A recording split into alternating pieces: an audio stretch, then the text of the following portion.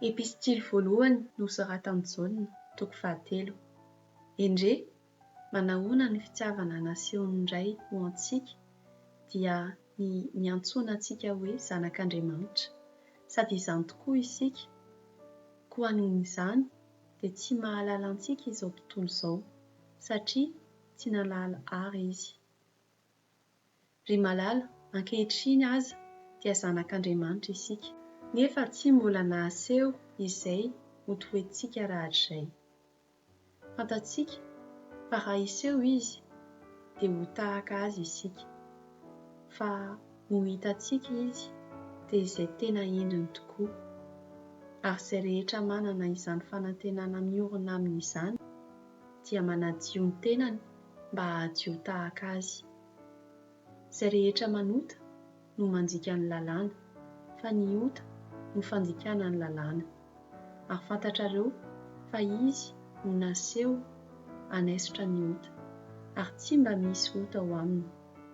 Izay rehetra mitoetra ao aminy dia tsy manota, izay rehetra manota dia tsy nahita na nahalala azy.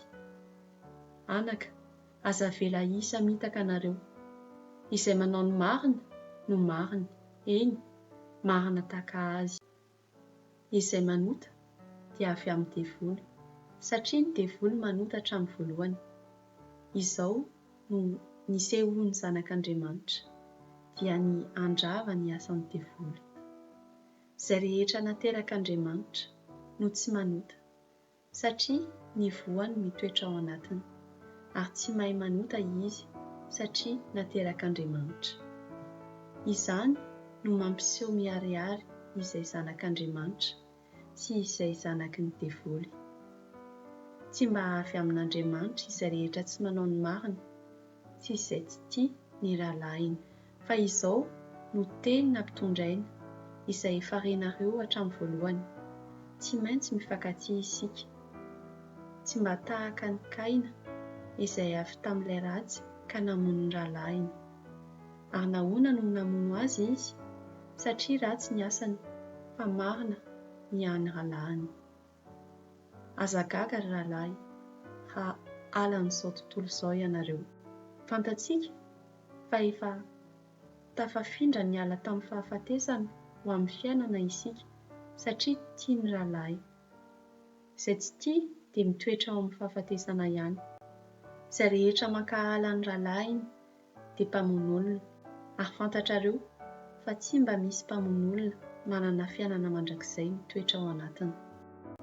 Izao no ahafantarantsika ny fitiavana, satria izy no nanolotra ny aina hamonjy antsika, ary isika kosa mba tokony hanolotra ny aintsika hamonjy ny rahalahy. Ary izay rehetra manam-pananana amin'izao fiainana izao, ary mahita ny fahantrany rahalahiny ka miherimbelona aminy, ahoana no itoeran'ny fitiavana an'Andriamanitra ao anatiny? Anaka, aoka tsy ho tia amin'ny teny na amin'ny lela isika, fa amin'ny asa sy amin'ny marina.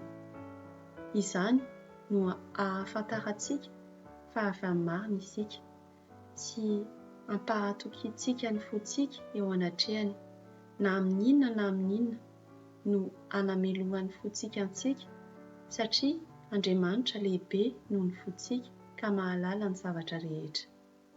Ry malala, raha tsy mba manameloka antsika ny fontsika dia manana fahasahiana eo anatrehan'Andriamanitra isika.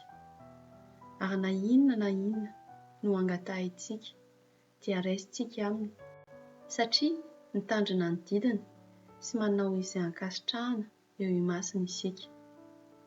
Ary izao no didina dia ny inontsika ny anaran'i Jesosy Kristy zanany sy ny ifankatiavantsika araka ny didiny omeny antsika.